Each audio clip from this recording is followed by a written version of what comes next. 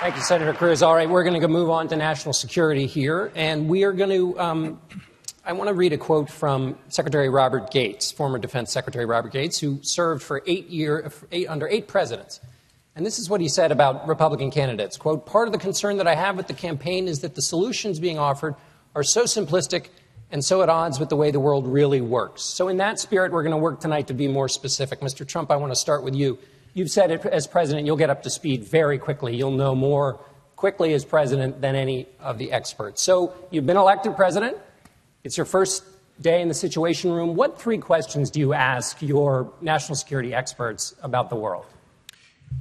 What we want to do, when we want to do it, and how hard do we want to hit? Because we are going to have to hit very, very hard to knock out ISIS. We're going to also have to learn who our allies are. We have allies, so-called allies. We're spending billions and billions of dollars supporting people. We have no idea who they are in Syria.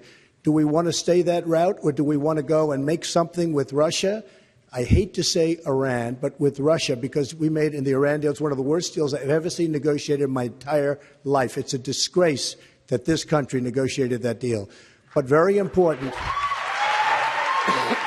not only a disgrace, it's a disgrace and an embarrassment, but very important, who are we fighting with? Who are we fighting for? What are we doing? We have to rebuild our country, but we have to, I'm the only one on the stage that said, do not go into Iraq. Do not attack Iraq. Nobody else on this stage said that, and I said it loud and strong. And I was in the private sector. I wasn't a politician, fortunately. But I said it, and I said it loud and clear. You'll destabilize the Middle East. That's exactly what happened. I also said, by the way, 3 years ago, attack the oil. Take the wealth away. Attack the oil and keep the oil. They didn't listen. They just started that a few months ago. Senator Rubio. Just 30 seconds on this question, Senator Rubio. Are those the questions you would ask? No, I think there are 3 major threats that you want to immediately get on top of. Number 1 is, what are we doing in the Asia-Pacific region, where both North Korea and China pose threats to the national security of the United States? Number 2 is, what are we doing in the Middle East with a combination of the Sunni-Shia conflict driven by the Shia arc that Iran is now trying to establish in the Middle East, and also the growing threat of ISIS? And the 3rd is rebuilding and reinvigorating NATO in the European theater, particularly in Central Europe and in Eastern Europe, where Vladimir Putin is now threatening the territory of multiple countries, already controls 20% of Georgia and a significant percentage of Ukraine. Let me ask you a follow-up, a full, proper question.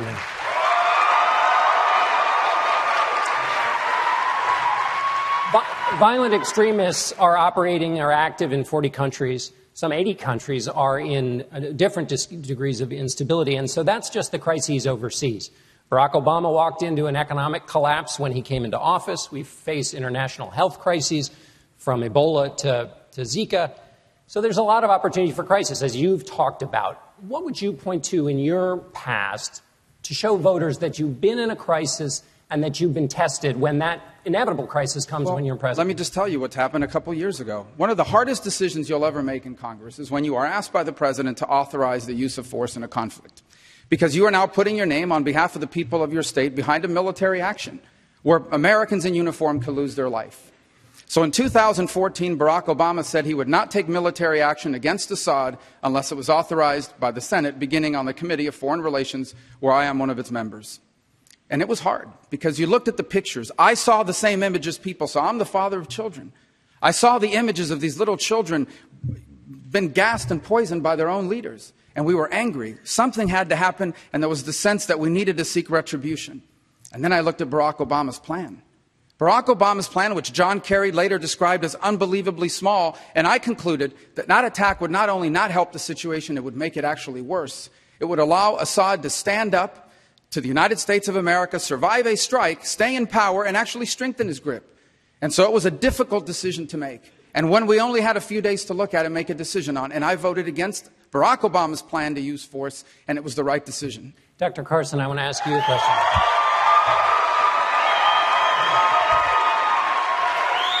Dr. Carson, you've said you've had more 2 a.m. phone calls than anybody up on this stage. But when those 2 a.m. phone calls came, you operated on a foundation of all of that amazing medical work that you did, all of that learning.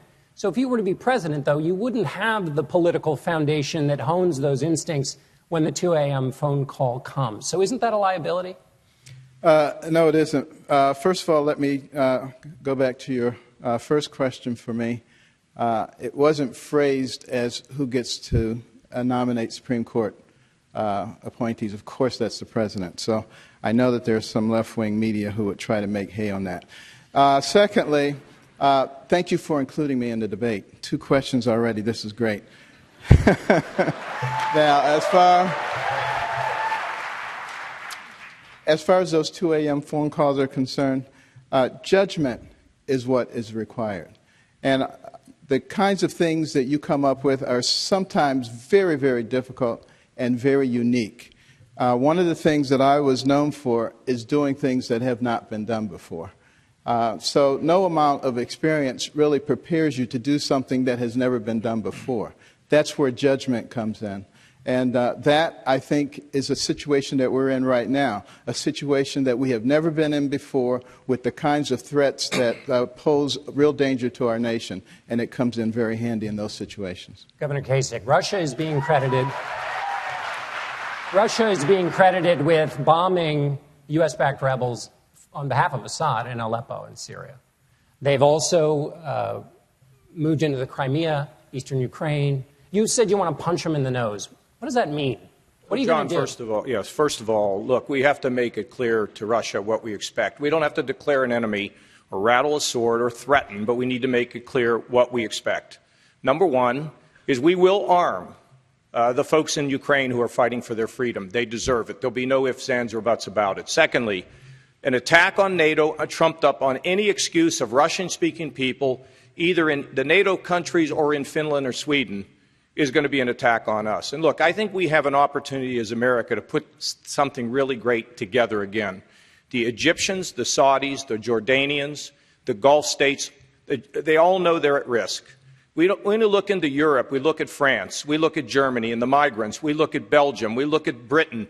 Everybody now is being threatened by radical Islam. We have an opportunity to lead. You know, the fact of the matter is the world is desperate for our leadership. Sometimes they may make a remark here or there that we don't like, but frankly, the world needs us, and we have an opportunity now to assemble a coalition of the civilized people, those who respect civilization, the rights of women, the rights to protest, to be able to reassert our leadership all across this globe again and make sure this century is going to be the best we've ever seen.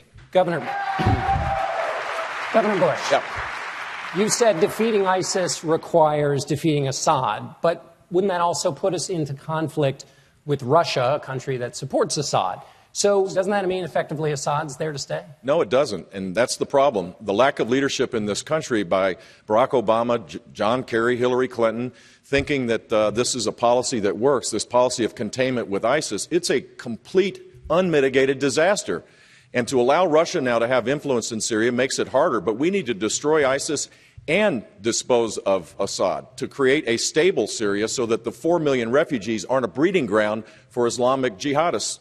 This is the problem. Donald Trump brought up the fact that he would want to accommodate Russia. Russia is not taking out ISIS. They're attacking our team, the team that we've been training and the team that we've been supporting. It is absolutely ludicrous to suggest that Russia could be a positive partner in this. They are on the run. They are making, every time we step back, they're on the run. The question that you asked was a really good one about what you would do. What 3 things would you do? I would restore the military. The sequester needs to be reversed. I would have a strategy to destroy ISIS. And I would immediately create a policy of containment as it relates to Iran's ambitions and to make clear that we are not going to allow for Iran to do what it's doing, which is to move towards a nuclear weapon. Those 3 things would be the first and foremost things that we need to do in 2017. Mr. Trump, you were mentioned here. You did say you could get along very well with Vladimir Putin. You did at one point say let Russia take care of ISIS. Call me a genius. I like him so far, I have to tell you. Let me just tell you this. Jeb is so wrong. Jeb is absolutely so. That's just so you understand. You know what that is? That's Jeb's special interest and lobbyists talking. Look, let me just tell you something. Jeb is so wrong. You got to fight ISIS first. You fight ISIS first. Right now, you have Russia, you have Iran, you have them with Assad, and you have them with Syria. You have to knock out ISIS. They're chopping off heads. These are animals. You have to knock them out. You have to knock them off strong. You decide what to do after. You can't fight two wars at one time. If you listen to him and you listen to some of the folks that I've been listening to, that's why we've been in the Middle East for 15 years, and we haven't won anything. We've spent $5 trillion in the Middle East because of thinking like that.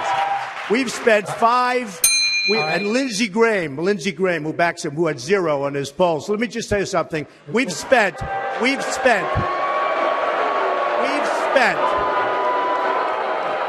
only tell the truth, lobbyists.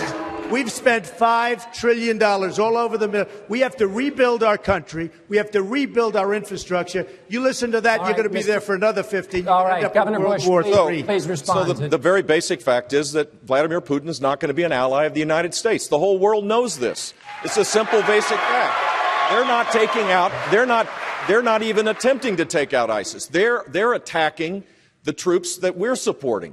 We need to create a coalition, Sunni-led coalition, on the ground with our special operators to destroy ISIS and bring about stability. And you can't do that with Assad in power. We're supporting troops that we don't even know who they are. Okay, we're supporting troops that we don't even know who they are. All right. We have no idea who they are. Gentlemen, I think we're gonna leave that there. I've got a question for Senator. This is from a guy who gets his foreign policy from the shows. Oh, yeah, this is a guy who thinks that Hillary Clinton was a great negotiator in Iran. We're living in dangerous times. This is a man who insults his way to the nomination. $44 million. All right, ladies. All right. Give me a break. Gentlemen, let's leave it there so I can ask a question of Senator Cruz, who's also running for president. Senator Cruz, you've talked about the first Gulf War as being a kind of model for your focused and determined effort to go after ISIS. But there were 700,000 ground troops as a part of that. So, and you don't have a ground component to your plan. Why? Well, we need to focus on what the objective is. You know, your question about the first 3 questions you would ask in the Situation Room, I think it is a problem if the President and Commander-in-Chief we've elected does not have the experience and background to understand the threats facing this country coming in on day one. If you look at the threats facing this country, the single gravest threat, national security threat, is the threat of a nuclear Iran. That's why I pledged on day one to rip to shreds this Iranian nuclear deal. And anyone that thinks you can negotiate with Khamenei does not understand the nature of Khamenei.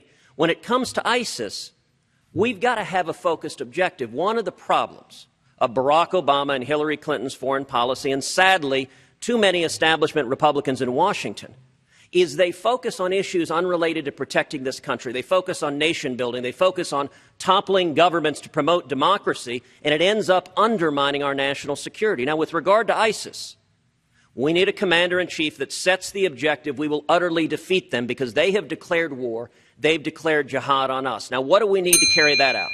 We need overwhelming air power. We need to arm the Kurds who can be our boots on the ground. And if ground troops are necessary, then we should employ them. But it shouldn't be politicians demonstrating political toughness. It should be military expert judgment carrying out the objective set out by the Commander-in-Chief. Just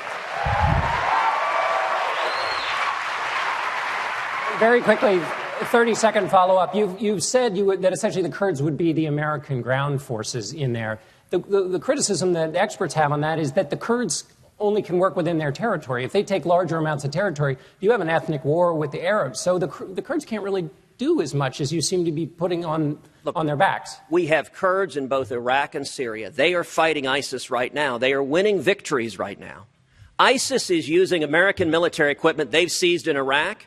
And the Obama administration refuses to arm the Kurds, the Peshmerga, the fighting forces who've been longtime allies. We ought to be arming them and letting them fight. Now, if we need to embed special forces to direct our overwhelming air power, if it is required to use ground troops to defeat ISIS, we should use them, but we ought to start with using our incredible air power advantage. The first Persian Gulf War, we launched 1,100 air attacks a day. Today, we're launching between 15 and 30. We're not using the tools we have, and it's because the Commander-in-Chief is not focused on defeating the enemy. All right, Mr. Trump.